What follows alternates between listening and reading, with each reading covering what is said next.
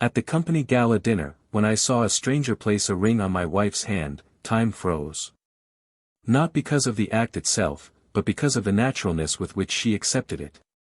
It wasn't a joke, it wasn't a mistake, nor was it my delusion caused by cheap wine. It was symbolic, it was intimate, it was rehearsed. It was as if I had witnessed an uninvited engagement ceremony, as if I were a stranger there, watching from the outside as the woman who slept beside me every night was promised to another, in front of dozens of colleagues who didn't know, or perhaps they did, that I was the deceived man of the evening. I walked toward them, unsure of what I would say, without a plan, without any control. I felt my stomach churn with each step. And the closer I got, the clearer it became in her eyes that this moment had already been calculated. She wasn't startled. She didn't try to hide it. She didn't push it away.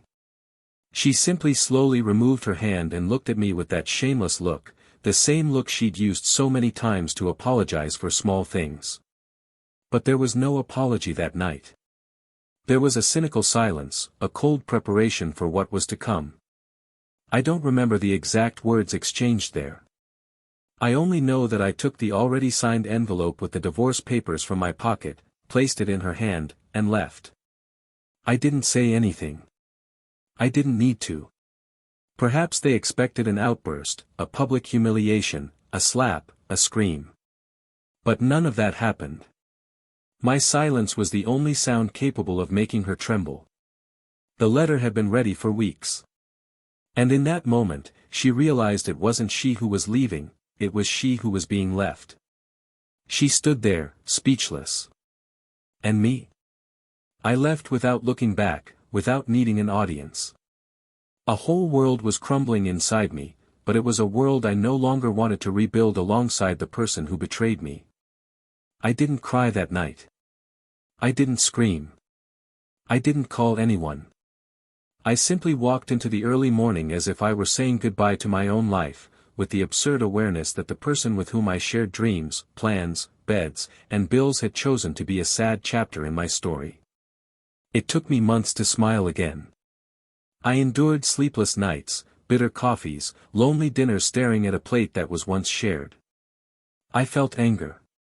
I felt longing. I felt guilt. I blamed myself for not being enough, for not realizing sooner, for trusting too much.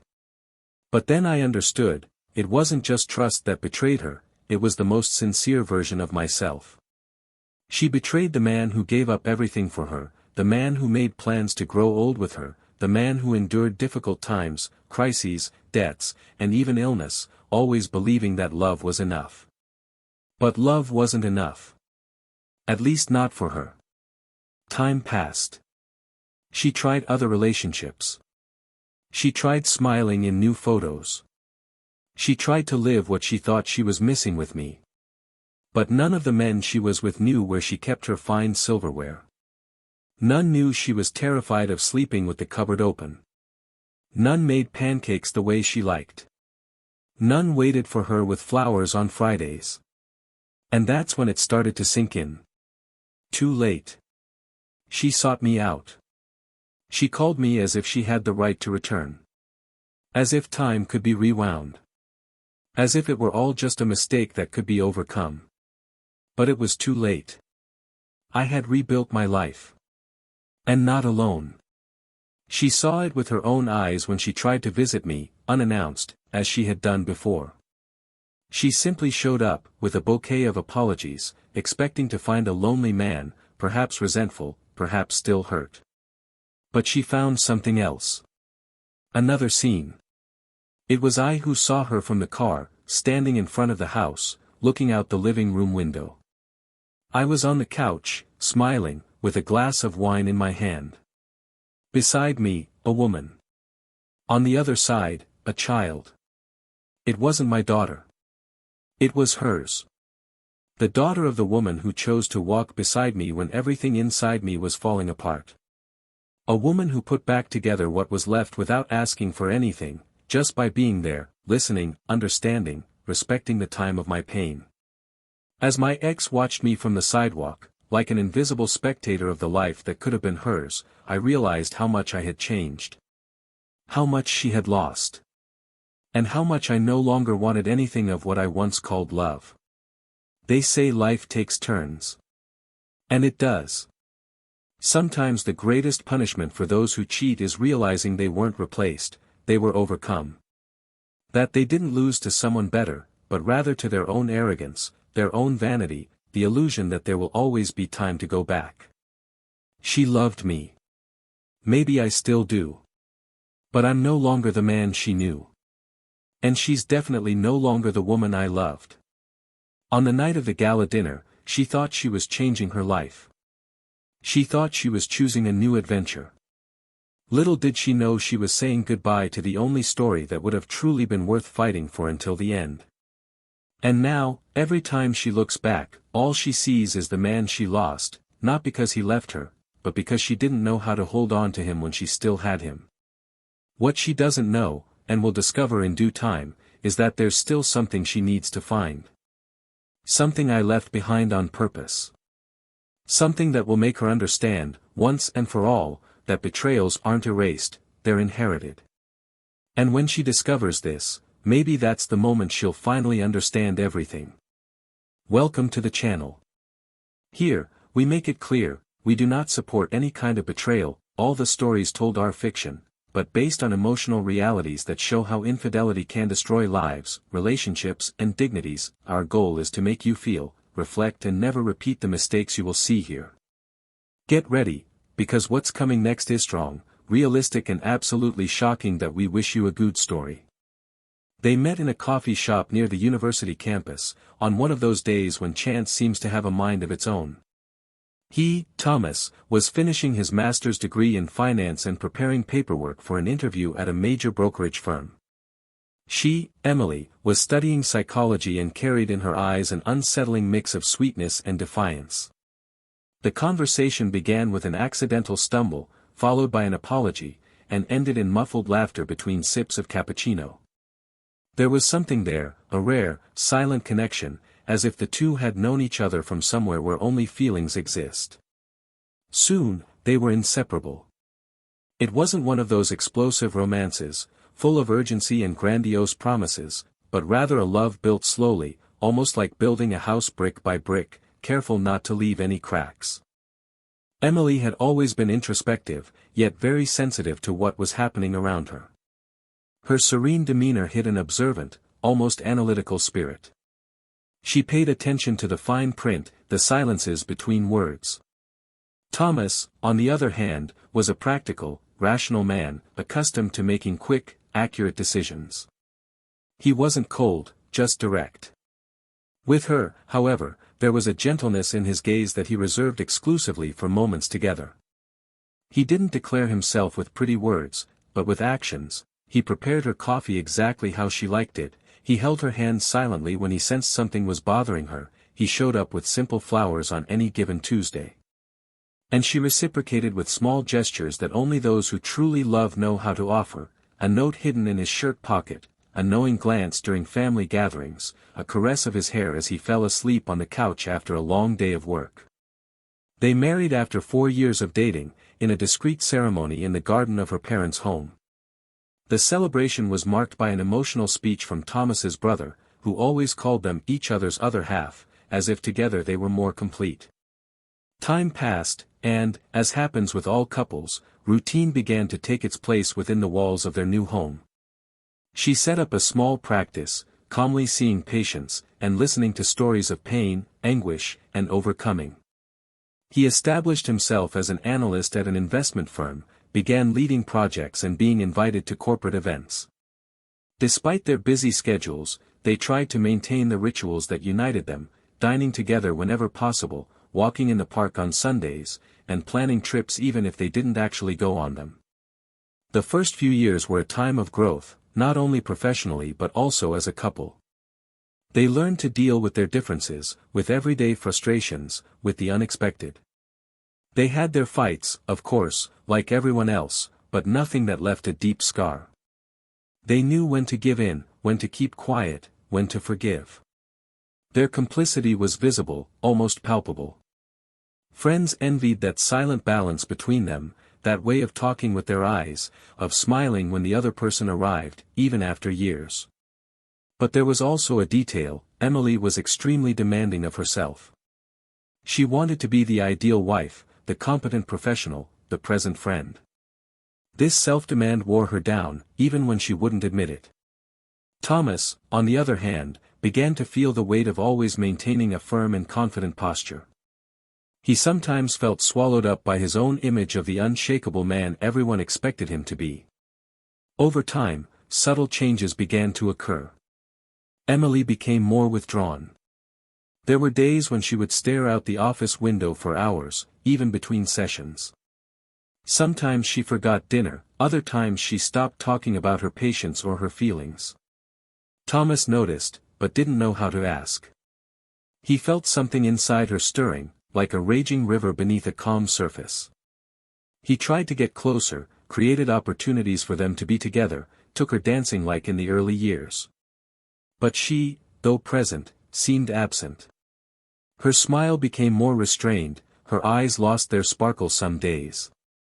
He didn't give up. He continued to insist on tenderness, on caring. But he began to wonder if love alone would be enough. There was also a hidden issue between them that was never openly discussed: motherhood. Emily always said she didn't feel ready, that the practice still took too much of her, that she wanted more time for herself. Thomas respected this, although he harbored a silent desire to start a family. He never pressured her, but that unspoken feeling began to dig a hole between them. A hole that seemed small at first, but that gradually grew deep enough to swallow a few conversations, a few affectionate exchanges, and a few promises made in whispers early in their marriage. Still, there was love. There were enough memories to bridge any distance. And that was what kept them together: the weight of everything they'd experienced, the letters tucked away in the back of the drawer, the travel albums, the old notes stuck to the refrigerator door. They still held each other tenderly, still had looks that said more than words. But the silences began to grow. Their time together was no longer as spontaneous. The laughter diminished. Sunday walks were replaced by solitary rests. And yet, they both pretended it was just a phase. After all, every marriage goes through ups and downs, friends said, books said, experiences said. It was in this context that Thomas began to dedicate even more time to his work. He thought that if he proved successful, she might admire him again with the same eyes as before. Emily, for her part, immersed herself in reading, psychology groups, and friends' get-togethers who talked about freedom, desires, and reconnecting with themselves. Each one dealt with the emptiness in their own way, believing they were doing the right thing. They just didn't realize they were living in different houses within the same house, sharing spaces but no longer moments. But no relationship is sustained by the past alone. When the present begins to scream, the past becomes a whisper. And it was at this threshold that something invisible began to take hold between them, the feeling that, even though they loved, perhaps they no longer knew how to be together. Not for lack of love, but for too many absences. And it is at this point that the thread begins to break, not with a sudden cut, but with a slow, almost imperceptible fraying, until, one day, when the thread is pulled, it simply unravels. That night, on the eve of the company gala dinner, Thomas didn't know it yet, but it would be there that their story would change forever. What he didn't imagine was that, behind every silence, choices were being made. That, behind the eyes that once admired him, now lurked a shadow he couldn't yet name. And that, by giving one's best to another, one runs the risk of seeing that best go to waste. What he also didn't imagine, was what he would find when, years later, the doorbell rang without warning. Because there are things time doesn't heal. It only reveals. Emily woke that morning to light flooding the room, but she lay there longer than usual, staring blankly at the ceiling, as if trying to converse with the silence. Thomas had already left, as always, without a fuss, just a light kiss on her forehead, the sound of the front door closing, and the routine emptiness settling in again. There was something different about her, a kind of restlessness that made her roam the hallways of the house as if searching for something she couldn't name. The office had become more spaced out in her schedule, some patients rescheduled, others simply cancelled. And yet, she didn't fill the time with rest or leisure. It was as if, inside, something was brewing in the darkness, like a decision that didn't want to be heard. Thomas, meanwhile, was immersed in the intense pace of the company's new campaign. He had been chosen to represent the industry at that quarter's gala dinner, a significant recognition in the eyes of the directors. He wore his best posture, but there was a hidden weariness in his shoulders. He tried to stay present, to balance the roles of leader, friend, and husband. And yet, no matter how hard he tried, he felt something slipping through his fingers like fine sand. Emily had been subtly distancing herself, smiling less, speaking less. He tried not to overthink it, preferring to believe it was just a phase, perhaps a common emotional swing. He believed it because he had to, because thinking differently meant facing fears he didn't want to name. The week of the event, Emily seemed more excited. She chose a new dress, went to the salon, and returned with lighter, slightly wavy hair, the way she'd worn it in the first months of their marriage. Thomas noticed, complimented her, and hugged her like old times. She smiled, but the smile wasn't complete. It was a reflex, beautiful but vague. That night, they had dinner out, something simple but meaningful. Thomas looked at her tenderly, as if rediscovering a part of what she thought was lost. Emily remained kind, attentive, even affectionate. But, deep in her eyes, there was a hidden, turbulent sea. When he suggested they spend a weekend away after the event, she hesitated before agreeing, as if responding reflexively rather than voluntarily.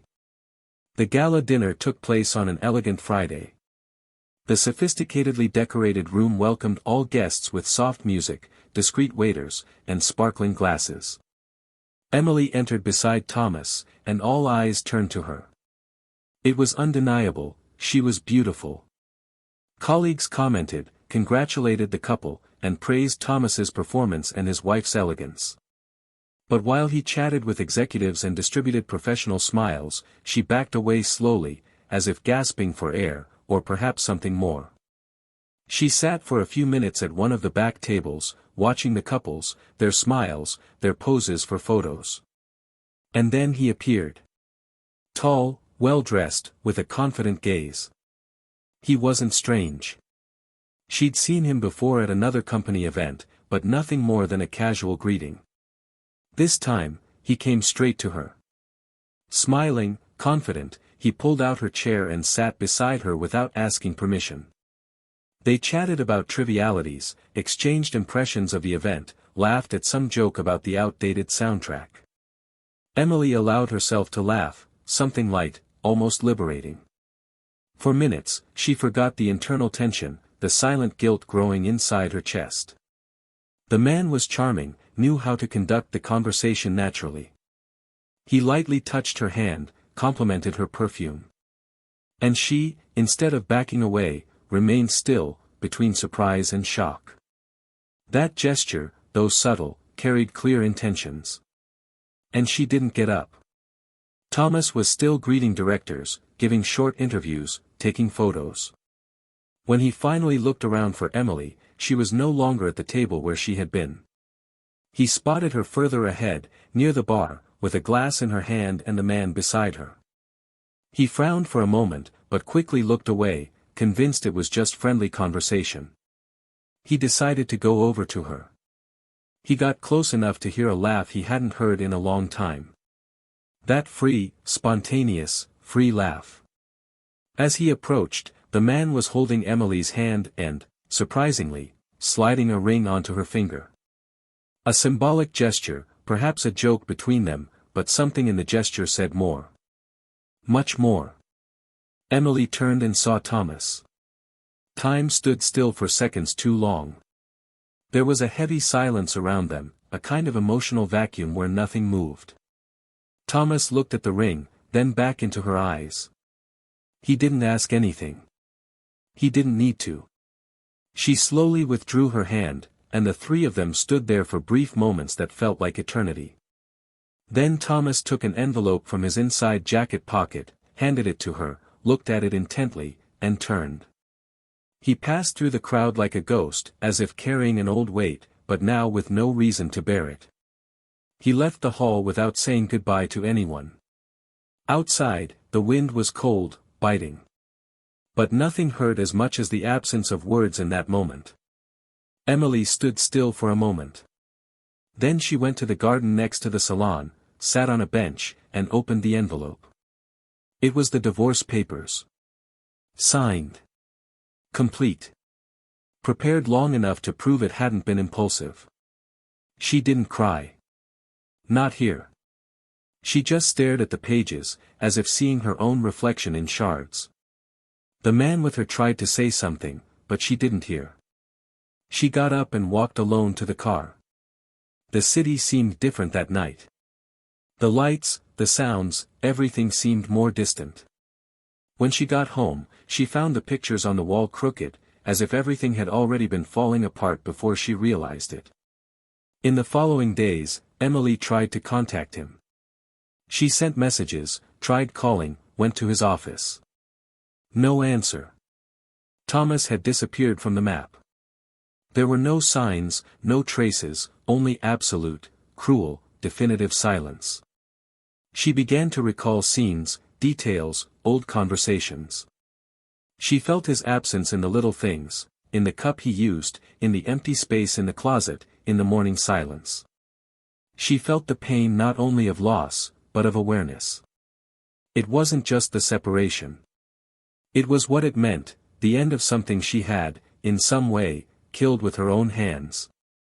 And even knowing this, she didn't know how to get back.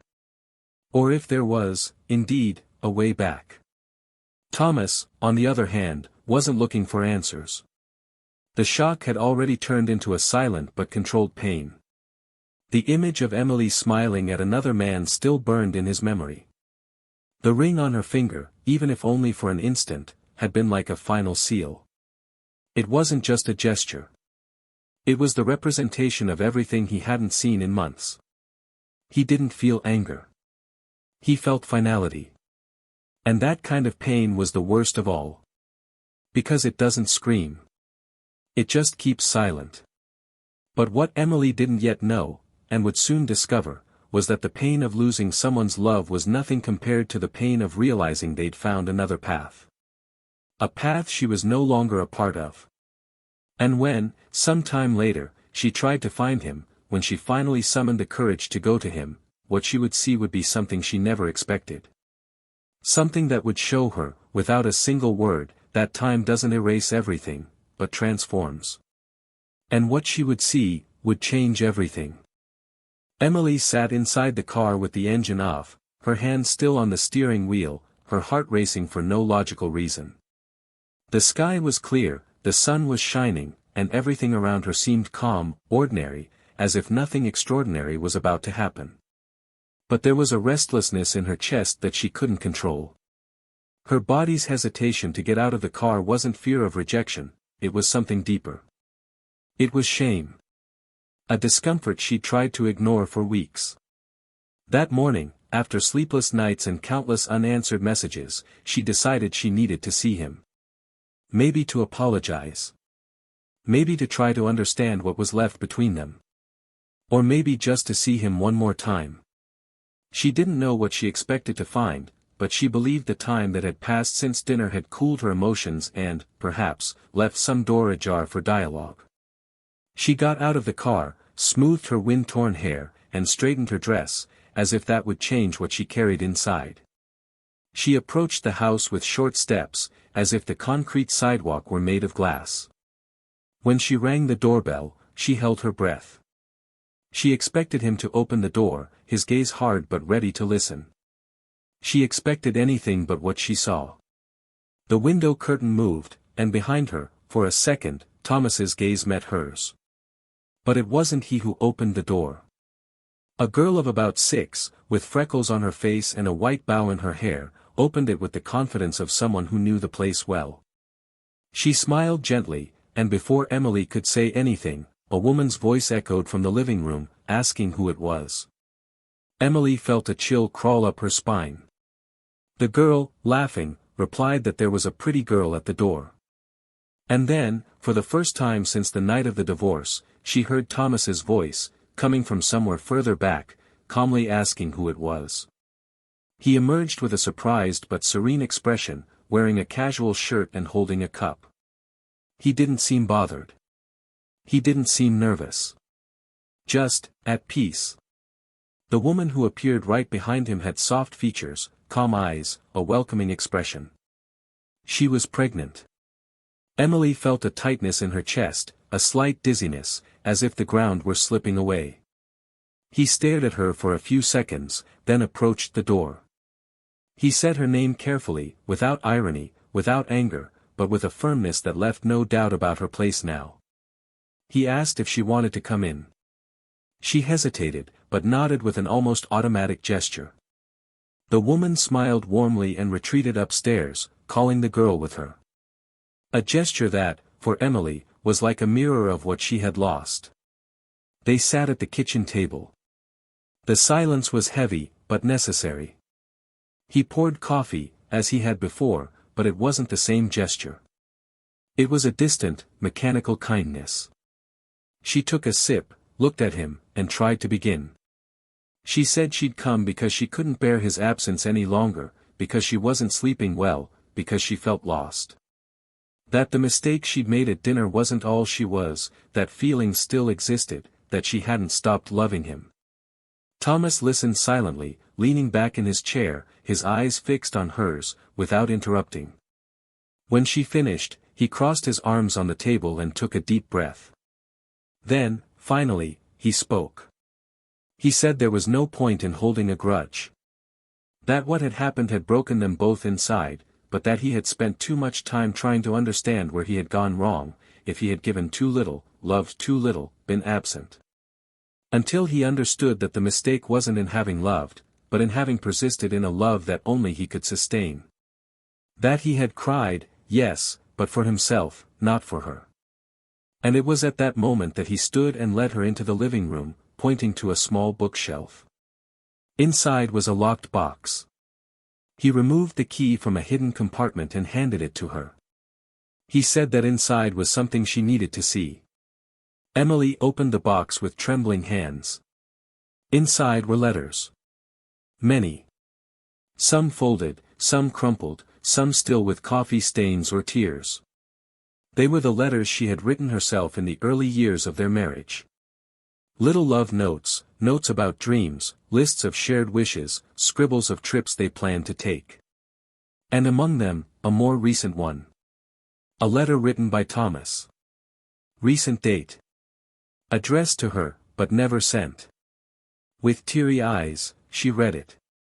It was a raw, powerful outburst, in which he said he had waited for her until the very last day he believed she would return. That he had mentally forgiven every absence, every averted glance, every imposed silence. But he couldn't go on any longer. That he had rebuilt his life not out of anger, but out of survival. And that he had found someone who didn't take up her space, but who loved him in a new, different, and above all, whole way. Emily closed the letter with icy fingers. But the even greater impact came when he walked to the side shelf of the room, picked up a frame facing the wall, and handed it to her silently. It was a photo. Emily standing in front of a coffee shop, smiling, next to a man. The image captured by a street photographer months before the company dinner. Emily paled. Not because she was with the man, that, she knew, but because of the detail she had never noticed. In the background, reflected in the glass, was Thomas. Standing across the street, staring at her. The photographer had captured the exact moment he saw it all. And he never said a word. The betrayal hadn't been discovered at dinner. It hadn't been there that everything had fallen apart. That night was merely the final point in a story he already knew. The real secret was that Thomas had known everything for months. He had silently watched the slow death of his own marriage. He had chosen not to confront, not to destroy, not to beg. He had accepted the pain and transformed it into silence. He had loved in silence, suffered in silence, and left, in silence. And while she thought she had control, he was already gone. Inside, Emily wasn't crying now. She just looked at the photo, at him, at the room that was no longer hers. She asked why he never confronted her, never said anything. Thomas replied that, for him, love had always been about dignity. That he wouldn't beg for a place where he was no longer wanted. And that life had taught him, the hard way, that the worst betrayal isn't physical, it's the indifference of those who won't fight for what they once swore to protect. Emily left the house without looking back. The image of the girl upstairs, her new pregnant partner, the box of letters, everything weighed like an anchor on her chest. She walked aimlessly down the sidewalk, like someone walking over the rubble of a story that imploded on the inside before collapsing on the outside. For the first time, she felt the true magnitude of what she had lost. And not just because of a betrayal. But because she hadn't realized he had already left long before he walked out the door. And now, there was no going back.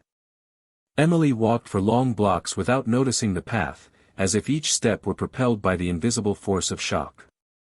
The image of that new life he had built, of the smiling girl, the pregnant woman, the home that had once been hers and now pulsed with other names, tore at her inside silently. The cold cut into her arms, but she didn't even notice, lost in the labyrinth of her own mistakes. The tears didn't come. There was something deeper than crying, a paralysis of the soul. She felt as if she were outside herself, watching from afar the free fall of everything she had once tried to control. The betrayal that had once seemed buried, already distant, now revealed its true face. It wasn't just the breakdown of her marriage, it was the destruction of her very identity, of her place in the world. And the cruelest part wasn't being left. It was knowing he had left long before she realized it.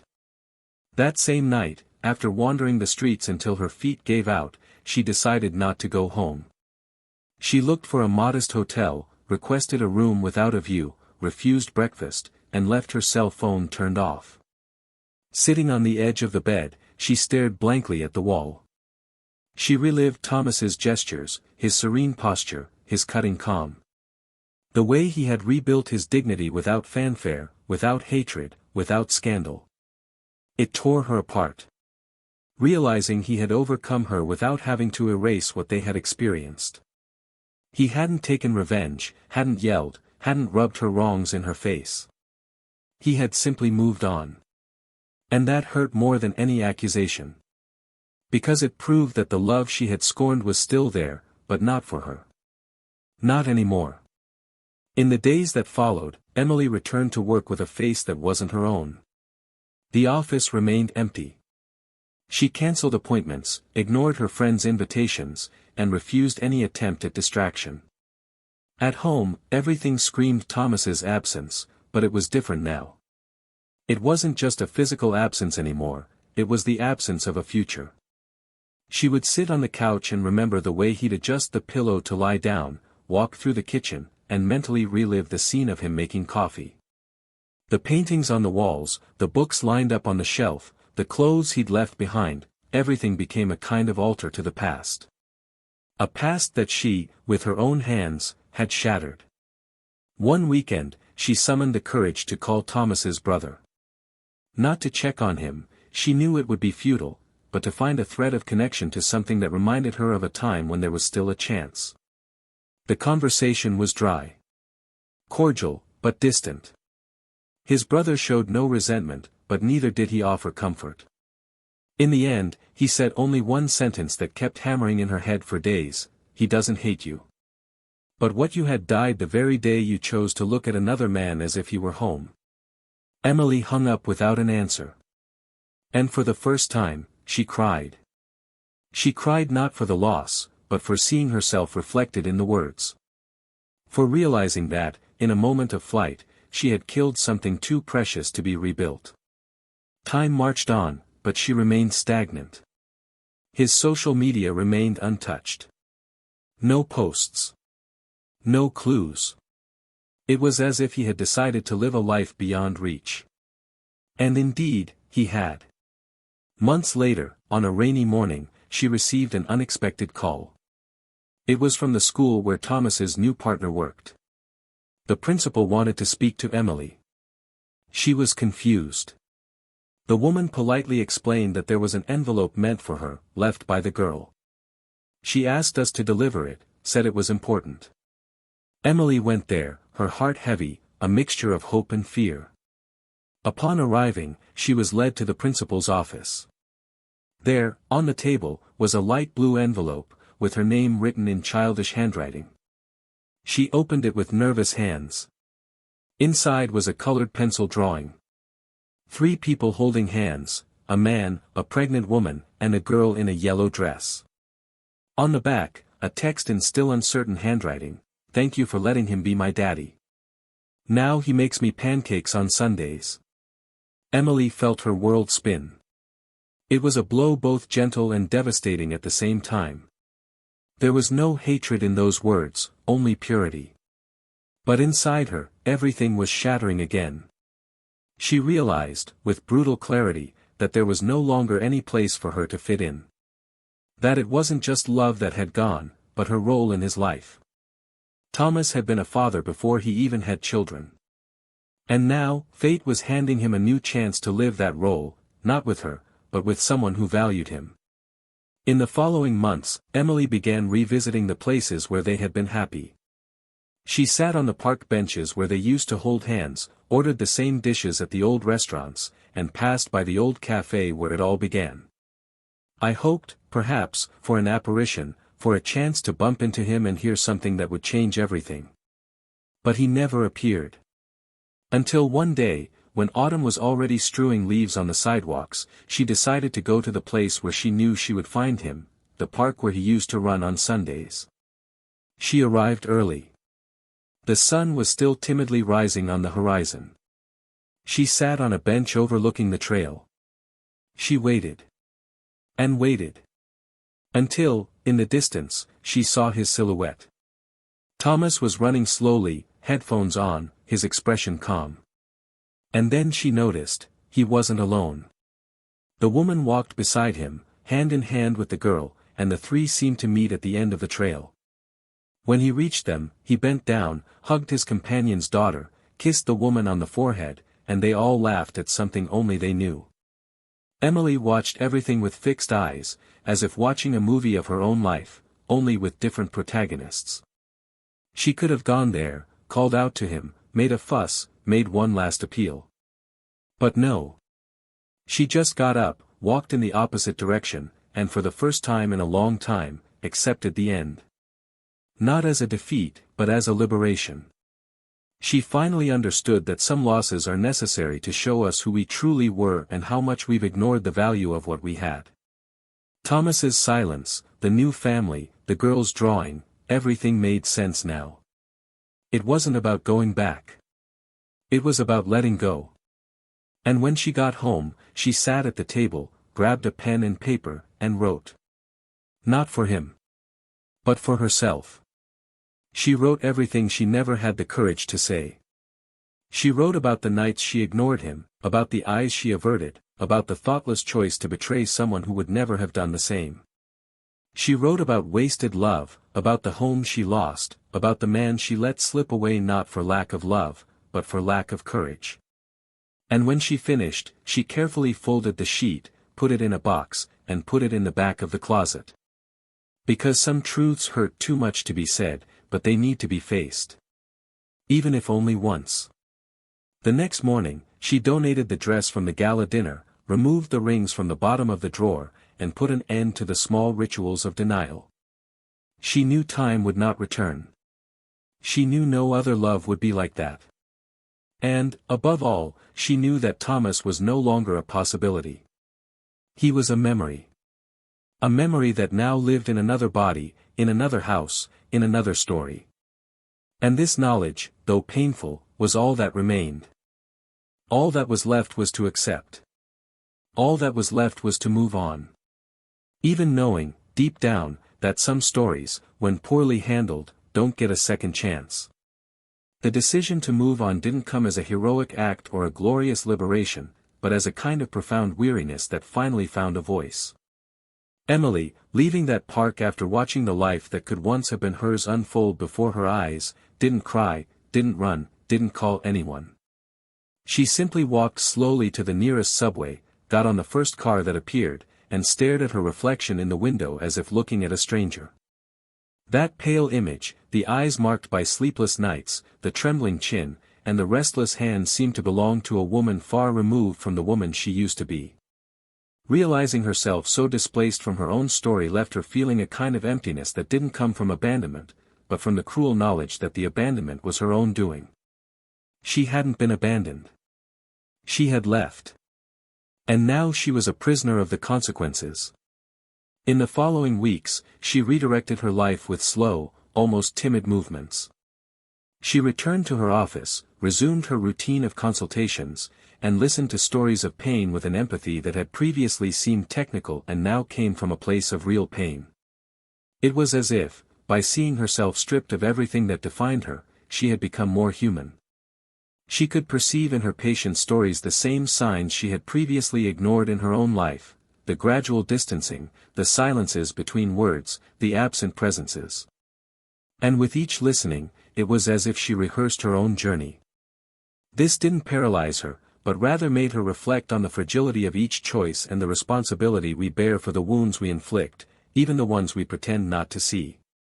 One afternoon, leaving a more intense session, she found herself standing in front of a bookstore. She entered without thinking, guided only by an old memory, a habit she shared with Thomas in the early years of their relationship. Inside, leafing through random works, her fingers stopped on a copy with a simple cover, a discreet title, but on the back cover with a quote underlined in red, "The most painful losses are those we choose to pretend weren't our choices." She bought the book, not for the story, but for the warning. She returned home, made tea, lit a candle, and tried to read. But the words became jumbled with memories, and for the first time in a long time, she allowed herself to feel without resistance. Not to punish herself, but to understand. To understand how neglect of others arises, grows, silences, and ultimately destroys. Time, which had previously seemed stagnant, slowly began to move again. Not lightly, but with the necessary weight to teach. Emily began to encounter new faces, new voices. People who surrounded her without knowing her past, who looked at her without judgment, who offered her company without demanding stories. Among these new presences was a man named Daniel, a neighbor of a close friend, whom she would cross paths with at cafes and small events she had started attending again. Daniel was discreet, kind, unhurried, and unhurried. He didn't ask direct questions, nor did he offer himself as a solution to her pain. He was simply there, present, with a kind of calm Emily had forgotten existed. They began meeting by chance, then by habit, until his presence became part of their routine. Yet, with each new act of kindness, Emily felt an inner unease, a fear of accepting something good after everything she had destroyed. She constantly questioned whether she deserved to start something new, whether there was room for rebuilding when the previous foundation had been eroded by her own guilt. It was like living a constant moral dilemma: would accepting love be betraying the past?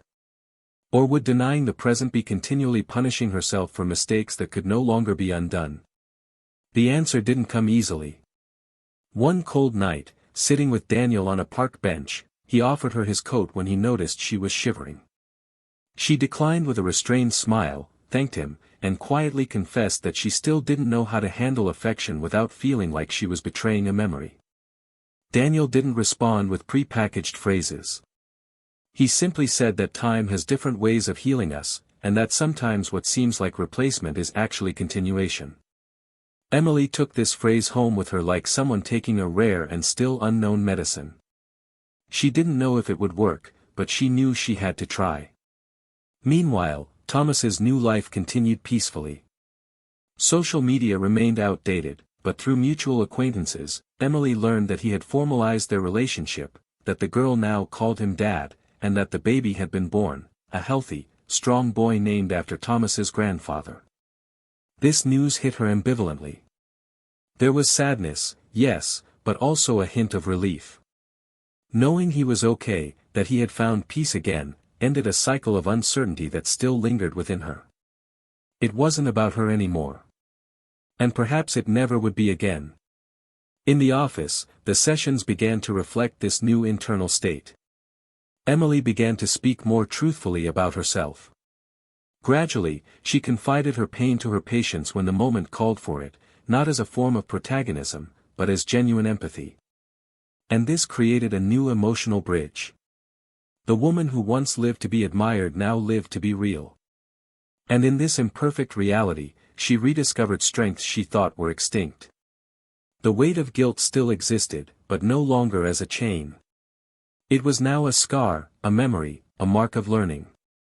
One afternoon, while visiting a local art gallery, she came across a painting that made her pause for several minutes. It depicted an old house, in ruins, but with flowers growing through the cracks. The title was, "Where Everything Ends, Something Blooms." Emily felt a lump in her throat. Not because she felt represented, but because she finally understood, rebuilding isn't about forgetting. It's about learning to grow from what once crumbled. She bought the work and hung it in her living room, right next to the bookshelf where the books she loved so much were kept. Her closeness with Daniel evolved naturally. They didn't rush. They didn't talk about love. They didn't make promises. They simply walked side by side. And this, for Emily, was new. There was no need to prove anything anymore. She didn't need to be perfect, nor hide her flaws. For the first time, she felt accepted as she was. And that was more precious than any great passion. At a simple dinner at his house, filled with soft music and light laughter, she looked at him and, without realizing it, smiled genuinely. Not like someone hiding something, but like someone finally allowing herself to be whole. However, even as her life began to reorganize, there was something still left to be done. Something that weighed silently inside her. It was the last letter. The one she had written to herself and tucked away in the back of her closet. She knew that to truly move on, she needed to face what she had written with the raw pain of the time. One sleepless night, she removed the box, unfolded the paper, and reread it word by word. Not to punish herself, but to understand how far she had come since then. When she finished, she took a deep breath, went to the balcony, and with steady hands, burned the letter. The flames consumed not only the paper, but the weight of all the words that had kept her from being free. Now, the dilemma was no longer whether she deserved to continue, but how to continue without forgetting what she had learned. The answer didn't come definitively, but in small details, in the way she treated others, in the way she slowly forgave herself, in the care with which she took each new step. Thomas, now, was a memory that didn't hurt. He was part of the story. A beautiful, painful, necessary part. And Daniel, although he wasn't yet the center of her life, was proof that the heart, even wounded, could still begin anew. Emily learned that the greatest betrayals are not those we suffer, but those we commit against ourselves when we ignore what truly matters. And redemption, when it comes not through forgiveness from others, but through the courage to change after acknowledging the mistake. She no longer sought what she lost. She simply sought to live more honestly. With others. And with herself. Because in the end, the greatest dilemma is not whether we are capable of loving again, but whether we are capable of becoming someone worthy of the love we want to receive. Emily began to observe life with a perspective she had never allowed herself before. It was as if every detail carried a new layer of meaning, as if every gesture, every silence, and even every absence had something to say. Her days were different, not because of the presence of something extraordinary, but because of the honesty with which she allowed herself to live each one. There was no longer the anxiety of being someone she wasn't, nor the rush to escape herself. And this, contradictory as it seemed, hurt as much as it comforted. She still remembered Thomas, yes, but now with a distance that didn't come from coldness, but from respect. Respect for the new life he had built, for the family that was now part of her story, and also for everything they had experienced, which no longer needed to be revisited to be appreciated. Her relationship with Daniel was taking on a gentle, undemanding, and unhurried feel. It was like walking an unfamiliar path with careful yet determined steps. Emily still hesitated to give certain names to what they were experiencing, perhaps for fear of ruining what was forming so naturally. And Daniel, with a rare sensitivity, seemed to understand everything even without needing to hear. They talked about books, movies, travel, but avoided topics that carried deep scars. Until one day, sitting on the couch in his house, with instrumental music filling the space, she felt the need to break the protective silence. She turned to him and said in an almost whispered voice that she wasn't sure she knew how to love again. Daniel smiled, but not with pity. He simply said that love isn't something you know, it's something you learn, and that each love is different from the last. He said this with a serene gaze, like someone offering ground to someone who has fallen too far. And Emily, listening, didn't respond with words, she just laid her head on his shoulder and remained there, as if she had finally found shelter. A few weeks later, she was surprised by an unexpected invitation. It was Thomas's sister's wedding. A formal, elegant, printed invitation sent to the clinic. At first, she thought it had been a mistake. But at the bottom, it read, in handwritten script, "You have always been part of our history. We will be happy if you agree to be present." It confused her. She didn't know if she should go. She didn't want to cause discomfort, nor appear as if she couldn't lose. But after reflecting for a few days, she understood that this was a chance to face, once and for all, the last bridge that still tied her to an unresolved past. It wasn't about Thomas. It was about her. About proving to herself that she could be there without fragmenting. On her wedding day, she chose a discreet dress, light makeup, and went alone. Upon arriving, she felt the eyes meet, discreetly but not hostilely. It was as if everyone there knew everything, but had chosen silence out of respect. Emily stood to the side, greeted the bride's parents with genuine affection, and found a place at the back of the ceremony. When the music announced the bride's entrance, everyone turned toward the main door. But she instinctively looked toward the altar. And there he was. Thomas. In a dark suit, with his adopted daughter by his side, who was now growing up with a sparkle in her eyes that only the security of a home can provide. He seemed calm, but different. His face carried a maturity that made him even more inaccessible. Emily felt a pang in her chest, but took a deep breath. It was the final act of a story she needed to end with dignity. After the ceremony, as the guests spread out across the decorated garden, Thomas crossed the hall toward her. She saw him approach with calm steps, his gaze steady. When he stopped in front of her, there was a brief moment of silence. Then he said, in a calm tone, that he was surprised to see her, but pleased. She replied that she almost didn't come, but felt she needed to be there. Thomas nodded, and for a few moments they just stared at each other. Until she said, in a whisper, that she hoped he was happy. Thomas replied that he already was, but not in the way one imagines happiness when we are younger.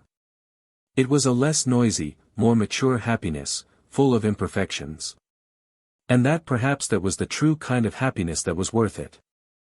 Emily wanted to ask more, wanted to know if he forgave her, if some piece of her still lived fondly in his memory. But she knew it was past time. The right words had been spoken at the wrong time for too long. Now, the silence between them was the only form of truth left. They parted with a discreet handshake, and when she turned to leave, she didn't look back.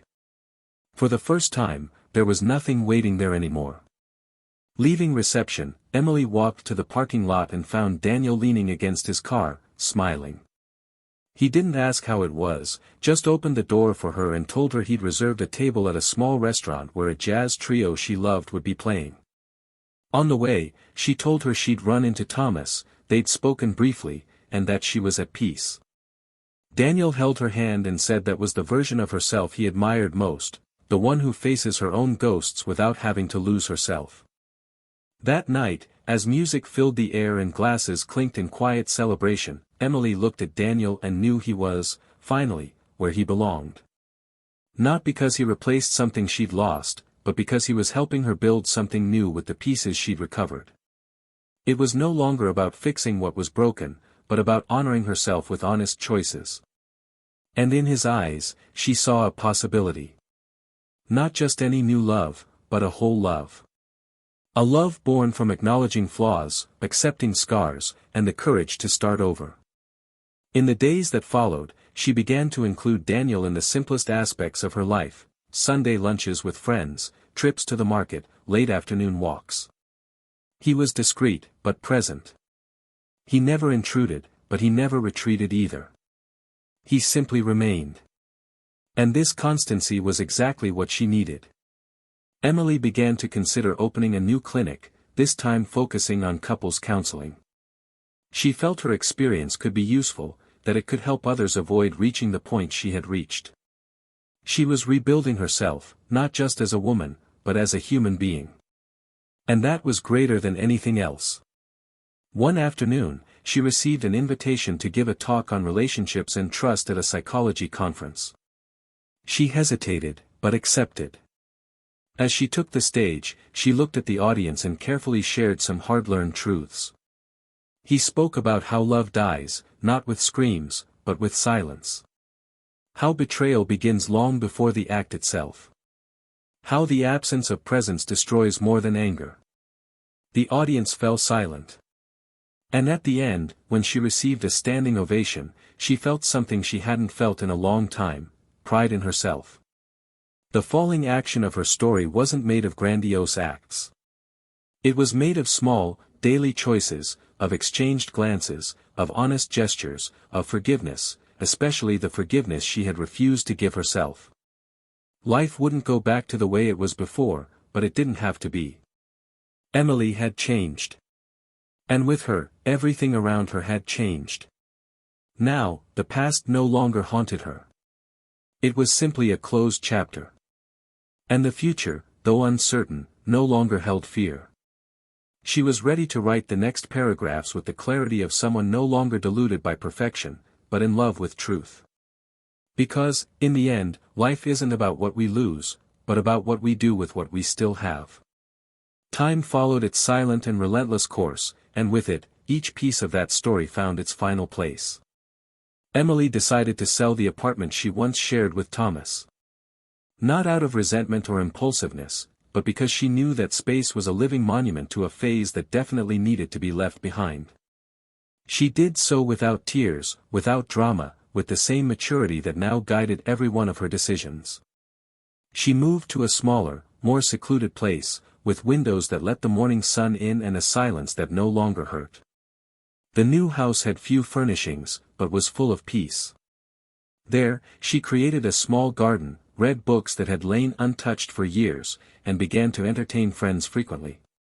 The absence of a shared home gave way to a welcoming home, where each object reflected a piece of who she had become. Daniel visited frequently, but maintained his own space, and this made her feel that, for the first time, her relationship was not a blind dive, but a dance between two worlds that respected each other.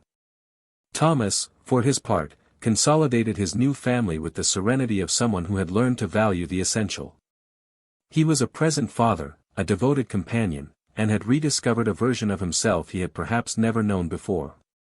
His new partner was discreet, intelligent, soft-spoken, and with her he experienced a kind of love that required no effort to appear genuine, it simply was.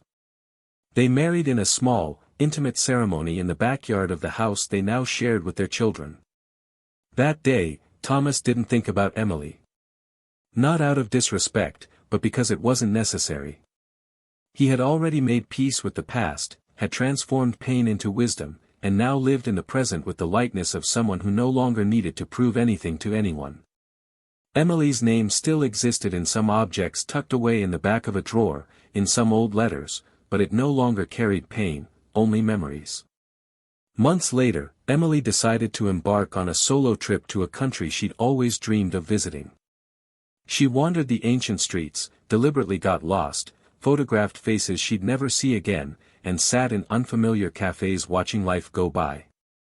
One afternoon, in a leafy square, she took a notebook out of her pocket and began writing about everything she'd experienced. Not in a confessional tone, but as a testament to herself.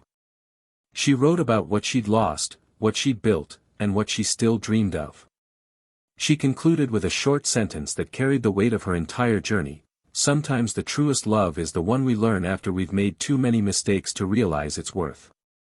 Upon returning from her trip, she found Daniel waiting at the airport with a light smile, the kind that didn't pressure, just welcomed. He didn't ask about the details of the trip, nor did he demand her presence. He simply held her hand, walked with her to the car, and they drove in silence for a long time. It was on that road, with the world slowly passing by the windows, that Emily realized that, although she could never erase what she had caused, she could build something new on what remained.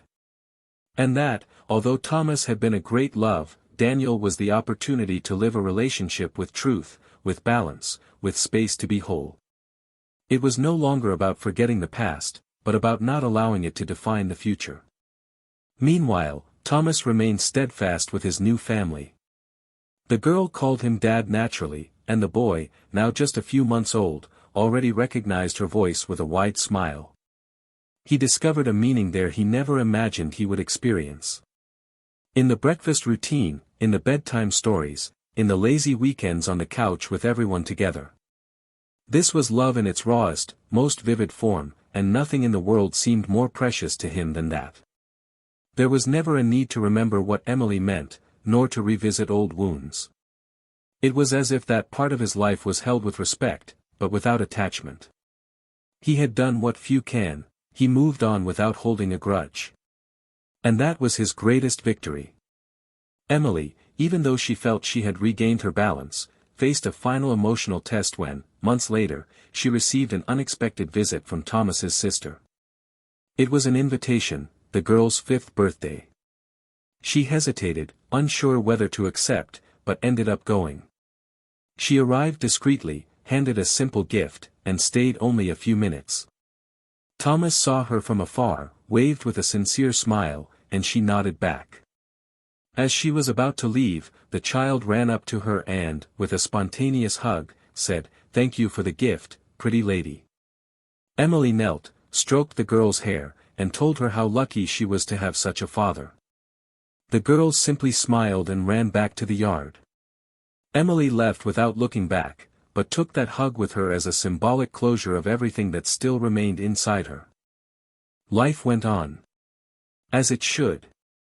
Emily established her new clinic, now specializing in emotional counseling for people grieving separations. Her lectures became a reference. Her name began to circulate with respect in circles that previously judged her for her choices. Not because she had redeemed herself before others, but because she had transformed without needing to explain herself. Daniel remained by her side, and together they traveled, renovated the house, and created simple rituals like cooking on Sundays or reading together on rainy nights. They didn't have children, but they created a garden with flowers named after each stage they had overcome together. That was theirs. And it was enough. Thomas, sitting on the living room floor one ordinary afternoon while doing a puzzle with the children, heard the girl say that when she grew up, she wanted to marry someone like him. He smiled, moved, and replied that the most important thing was to choose someone who knew how to stay, even on difficult days. And as he said this, he realized that this phrase wasn't just advice. It was the sum total of everything he had learned. About love. About loss. And about starting over. And so, each found their place. Emily with her maturity rebuilt. Thomas with his quiet love. Daniel with his patience rewarded. It wasn't a story of reconciliation, but rather of liberation. Of rediscovering oneself. Of paths that cross, get lost, and find each other again, not necessarily with the same people, but with better versions of those who were once gone. If you've made it this far, let us know what you thought of this story. Your opinion is very important. Subscribe to the channel now so you don't miss the next dramas we'll share here. And remember, betrayal doesn't just destroy relationships, it destroys trust, families, and futures. Love is fragile when neglected and strong when cultivated with truth. May this story make you reflect on the importance of caring for the ones you love before it's too late. Our channel does not condone any kind of cheating. The stories here are fiction, but the feelings they evoke are real. Until the next story.